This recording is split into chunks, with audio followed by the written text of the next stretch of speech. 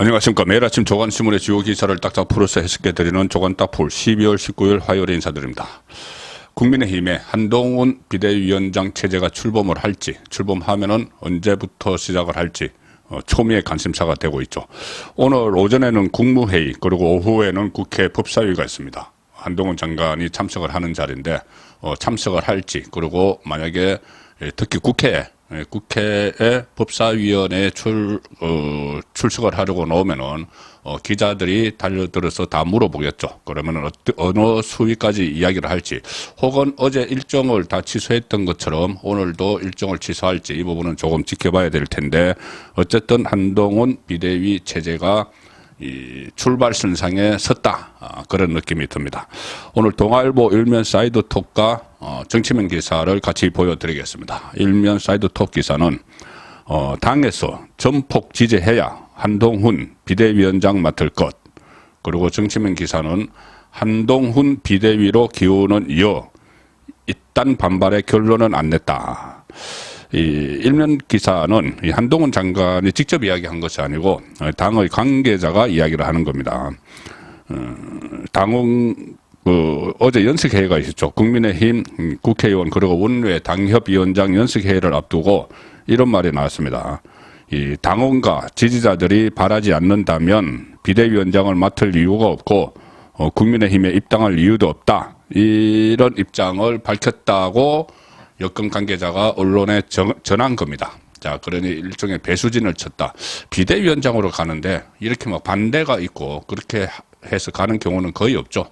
대부분 미리 중지를 모아서 합의 추대하는 형식으로 추대하고, 또 바로 받아들이지 않으면은 뭐 삼고 초려하는 모습, 집으로 찾아가는 모습, 그런 것이 익숙한데, 지금 한동훈 위원장에 대해서는 반윤계에서, 국민의힘 안에서 반윤계 일부가 이 반발을 하고 있는 상황입니다. 친윤, 그러니까 한동훈 장관이 비대위원장을 맡으면은 반윤들은 설당이 더 좁아지겠죠. 그렇기 때문에 반발을 하는 상황이고, 여권 핵심 관계자는 동아일보 통화에서 한동훈 장관의 입장을 전하면서 이렇게 반대가 심하면 굳이 내가 갈 일이 없다, 이 입장을 전하고 나서 이렇게 이야기합니다. 한 장관 입장에서 비대위원장은 당이 어려운 상황에서 큰 부담을 혼자 짊어지게 되는 셈이다. 사실 한동훈 장관 본인은 이 당이 이렇게 어렵게 된 데 대해서 책임 없죠. 그런데 이제 혼자 짊어지게 되는 상황이 된 겁니다.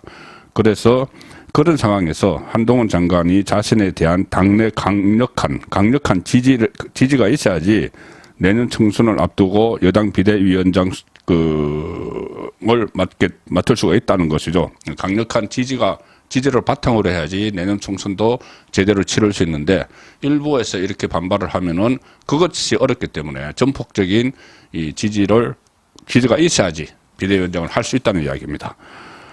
그래서 한 장관의 이런 메시지가 알려진 뒤에 열린 연석회의에서는 2시간 반 동안 모두 33명이 발언을 했는데 약 3분의 2가 한동훈 장관의 비대위원장 추대를 주장을 했다. 뭐 어제 전해지기로는 한 80%가 주장을 했다고 하는데, 뭐 어느 수준에서 이것을 한동훈 비대위원장을 뭐 찬성을 했다, 뭐 아니면 유보를 했다, 반대를 했다, 이 기준이 좀 모호하기 때문에 일단 동아일보에서는 3분의 2 정도로 취재를 했습니다. 당 지도부는 총의를 모아서 이러면 이번 주 중 결론을 낼 방침인데, 제 생각에는 더 빨라질 수도 있습니다. 오늘처럼 가령 뭐 국무회의, 법사위, 또 예결위 계속 회의가 있는데 한동훈 장관이 거기 참석을 하기도 그렇고, 이 상태에서는 안 하기도 그렇고, 그거 한동훈 장관 스타일이 아니죠. 그래서 아마 조기에 결론이 나올 가능성도 있습니다. 어느 쪽으로 가든지 간에. 근데 지금은 비대위원장을 맡는 쪽에 더 무게가 훨씬 더 많이 실려 있죠. 윤재옥 권한대행은 필요한 절차가 아직 남았다, 이렇게 했는데, 필요한 절차, 물론 뭐 이런 거죠. 추대하기로 결론을 내리면은 일단은 윤재옥 권한대행이 한동훈 장관에게 수락을 요청을 하게 됩니다. 그리고 수락을 한 뒤에는 당 전국위원회에서 당원 찬반 투표로 비대위원장 임명이 마무리되는 수순인데, 이러면 이번 주 절차가 마무리될 가능성이 있다고 하지만, 다시 말씀드리지만 지금 한동훈 장관이 여전히 법무부 장관으로 있기 때문에 여기서 어정쩡한 상태로 오래 갈 수는 없다. 그래서 조기에 결론날 가능성이 있습니다. 한동훈 장관, 조금 전에 제가 말씀드린 대로 3분의 2 이 국회의원 원외 당협위원장 중에서 한동훈 장관 체제를, 비대위 체제를 찬성을 하는데 적극적으로 민원 세력이 따로 있겠죠. 지금 그냥 친윤 하지만은 좀 더 세부적으로 보면은 친윤 중에서도 이미 이 사퇴한 김기현 대표 체제에 있던 지도부가 한동훈 장관을 적극적으로 밉니다. 그래서 그리고 또 다른 이 초선 의원들도 있죠. 초선 의원들을 포함을 하면은 아무래도 이 친윤 핵심 쪽에 많은데 친윤에서 분파를 해서 그중 일부가 아주 열성적으로 한동훈 장관을 지지를 하고 있기 때문에 이러다가 국민의힘 안에서 친한계, 친한동윤계가 분파되지 않느냐, 그런 전조가 좀 보이는 그런 느낌도 듭니다. 자, 중앙일보 일단 기사로 보시겠습니다. 사면 기사인데 김기현 때 지도부 한동훈 지지 앞장, 비판적으로 보는 시각도 있습니다. 새 권력에 줄 서는 것이냐, 장례찬, 김병민 등 한동훈 비대위원장 주장, 일각에서는 비대위원장 옹립, 공신 노린 의도가 있다. 이렇게 또 부정적인 시각으로 보는 그 사람들도 있죠. 당내에 뭐 여러 가지 사람들이 있습니다. 계파도 좀 다르고, 또 성향도 다르고, 또 뭐 용산과의 접근성, 뭐 여러 가지 다양한 세력들이 있기 때문에 이 한동훈 비대위원장 옹립해서 공신을 노리는 거냐, 이런 말도 나오고, 또 그렇게 해서 이 총선에 공천받으려고 하는 것이냐, 뭐 이런 여러 가지 이야기들이 나오고 있는 상황입니다. 요즘 국민의힘에서는 기사 내용입니다. 김기현 전 대표가 떠난 뒤 그와 함께 활동하던 지도부 인사의 변천이 놀랐다는 말이 나온다. 지난 13일 김기현의 대표직 사퇴 이후 한동훈 추대론에 불이 붙었는데 그 중심에 김기현 지도부가 있었다. 김기현은 물론 빠졌죠. 자, 장례찬, 김병민 이렇게 적극적으로, 장례찬 청년 최고위원, 김병민 최고위원이 적극적으로 한동훈 추대론을 밀고 있습니다. 또 이 장례찬, 김병민 두 사람은 김기현 전 대표 사퇴에 대해서는 이렇게 이야기합니다. 혁신을 적당히 봉합하려다 보니 여론이 철퇴를 가할 수밖에 없었다. 김병민. 전화위복으로 삼아야 한다. 장례찬. 이런 입장에 대해 당 내에서는 또 부정적으로 보는 시각도 있겠죠. 왜 그러냐면은 김기현 사태는 결국 지도부 전체의 해임인데 최고위원들이 남의 일 대하듯 한다. 전형적인 유체 이탈 합법이다. 이런 비판도 나오고 있다는 것을 중앙일보가 소개를 하고 있습니다. 자, 김석기 최고위원도 이 김기현 대표 체제에서 막판에 김기현 대표 체제를 연장하려는 그런 포석의 일환으로 신임 최고위원에 올랐죠. 위원총회에서 이렇게 이야기했습니다. 김석기 최고위원도 한동훈 장관은 이재명 민주당 대표와 대비되는 인물이기 때문에 검사 출신이지만 괜찮다. 한동훈 대세론을 띄웠다. 그리고 김기현 전 대표가 임명한 김성원 여의도 연구원장도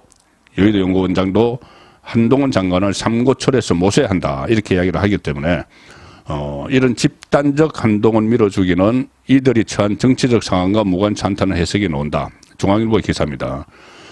비대위가 출범하면 일단 최고위원 혹은 임명직 당직자는 자리를 잃는다. 다 해산되죠.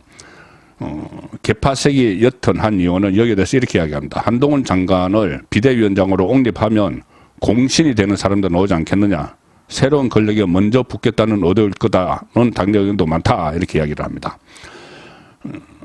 김기현 그 사태 이틀 뒤에 일사불란하게 한동훈 추대론에 나오는 데 대해 한중진 의원은 인재영입위원장을 맡은 이철규 의원이 한동훈 장관을 물밑에서 밀고 있다는 얘기가 파다하다. 자, 이렇게 이야기를 합니다. 이철규까지.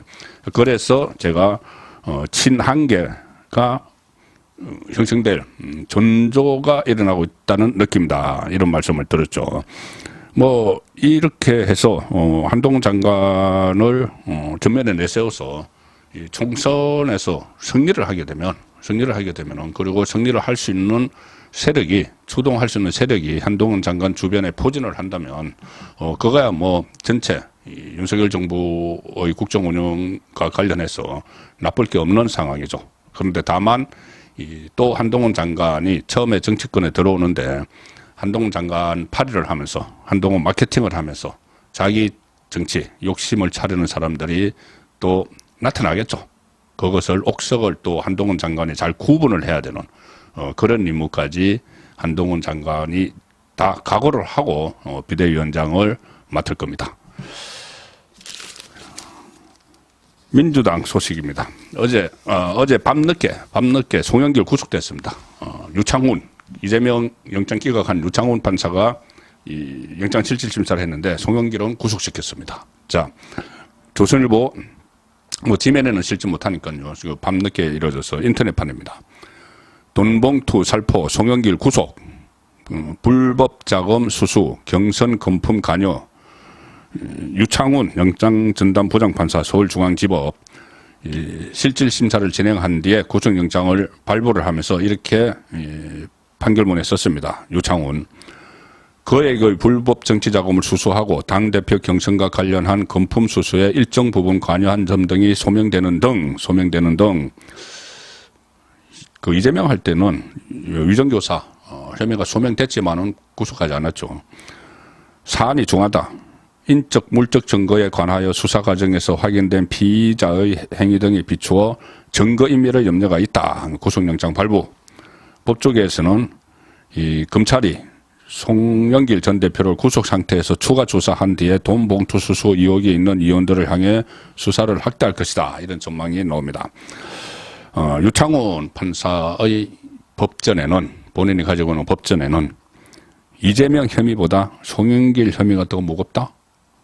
이재명의 혐의가 더 가볍다?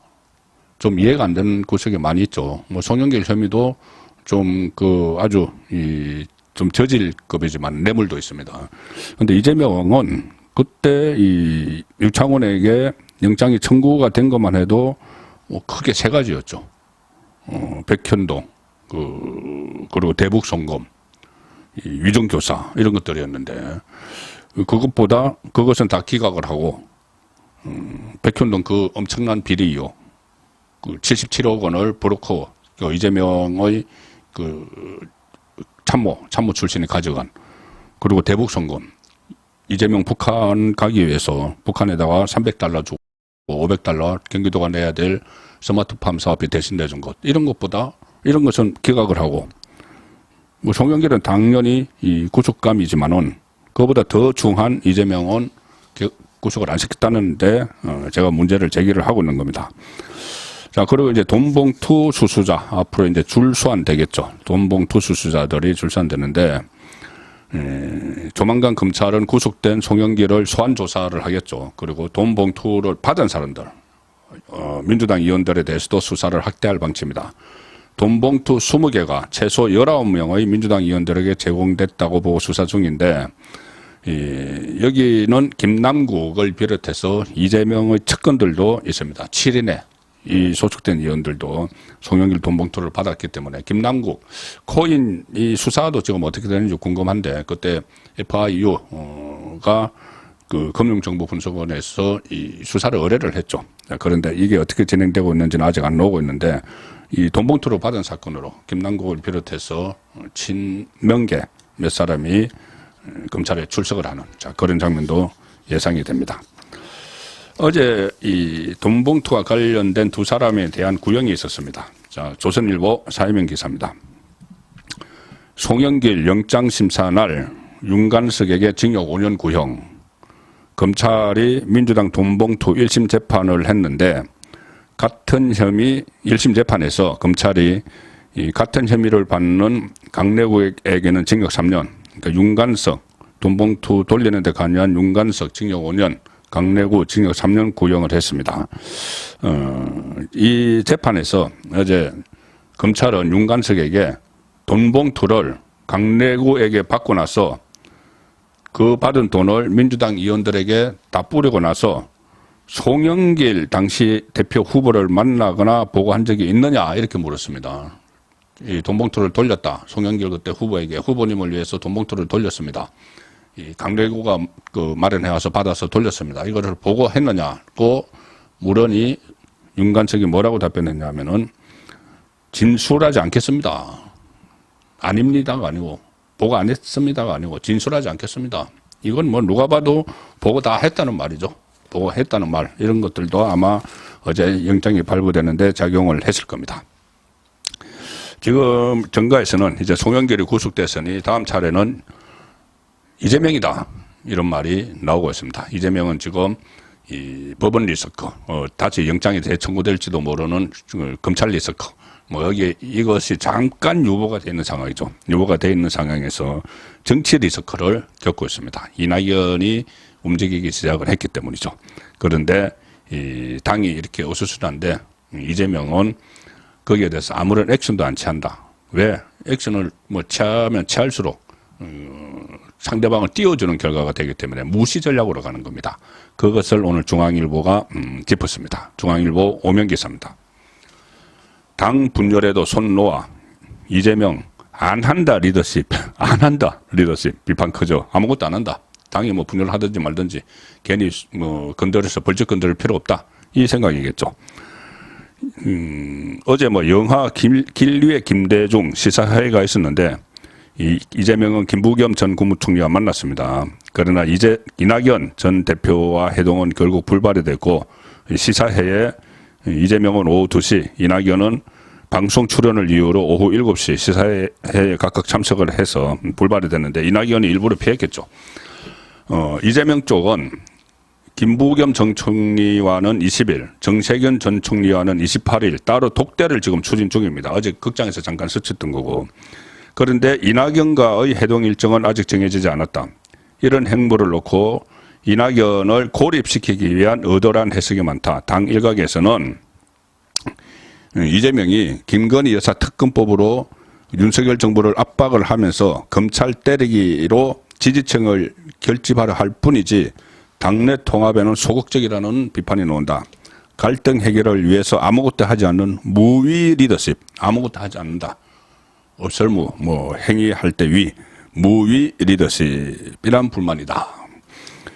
이 선거제 개편 등에 이재명 대표가 침묵하는 것도 논란이다. 자기 이 방탄하는 것 외에는 아무 관심이 없는 겁니다. 검찰 리스크에 대응하기 위해서 뭐 그 김건희 특검 뭐 이런 이야기를 할 뿐이지 다른 것은 아무것도 하지 않는다.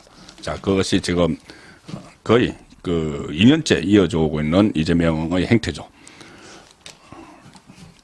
대선 끝나고 보니까 한 1년 7개월 정도 이어져 왔습니다. 자, 오늘 마지막 기사는 정치면 기사입니다. 이것도 이재명계 이야기인데, 이번엔 보복 운전에 거짓말까지. 자, 이경 부대변인, 한때 방송에 좀 나왔던 인물이죠. 출마 예정 이경 부대변인, 법원에서 특수 협박, 벌금 500만 원 선고. 2021년에 일어났던 일입니다. 차를 타고 가다가 끼어들기를 했는데 뒷차가 빵 하고 경적을 놀래니까는 이것 봐라 하면서 차선을 막 바꿔가면서 그 차 앞에서 급제동을 몇 번 하는 식으로 조폭 운전을 했다. 조폭 운전을 했다. 그리고 경찰이 이 신고를 받고 전화 조사할 때는 내가 그렇게 했다. 뭐 이렇게 이야기를 내가 운전을 했다. 그 이야기를 했는데 정식으로 출석을 해서는 그 대리기사가 운전을 했다. 내가 운전한 게 아니다. 이렇게 발뺌을 했습니다. 그러니까 보복 운전에 거짓말까지 한 거죠. 어떤 대리기사가 남의 차를 대리로 운전하면서 이 보복 운전을 하겠습니까? 그래서 이 조선일보가 아래 기사에 이런 것도 있습니다. 과거 고문치사, 성추행, 친명들 입당 구술수. 이경 부대변인 사퇴를 했는데 전 부대변인도 친명이죠. 더민주혁신회의라는 데 소속인데 민주당에서는 또 친명이 사고쳤다는 말이 나왔다. 이경을 비롯해서 최근 논란이 된 사람들은 대부분 더민주혁신회의 소속인데 이 더민주혁신회의는 주로 원외 인사들을 중심으로 만들어진 친명의 외곽 조직입니다. 최근에 고문치사 사건에 가담해서 징역 5년을 선고받고도 후보 검증위원회 후보 적격 판정을 받아서 논란이 됐던 정의찬, 과거 성추행 사건이 불거져서 출마를 포기했는데 내년 총선에서 다시 강주 출마를 선언해 논란이 되고 있는 강 의원 당대표 특보, 그 정의찬도 당대표 특보죠. 이재명 특보라는 이야기입니다. 이 사람들이 전부 다 더민주 혁신회의 소속인데 일단 구설수에 올랐는데 어제는 그 이경과 관련한 내용이 전해졌습니다. 12월 19일 보내드린 조간딱풀이었습니다.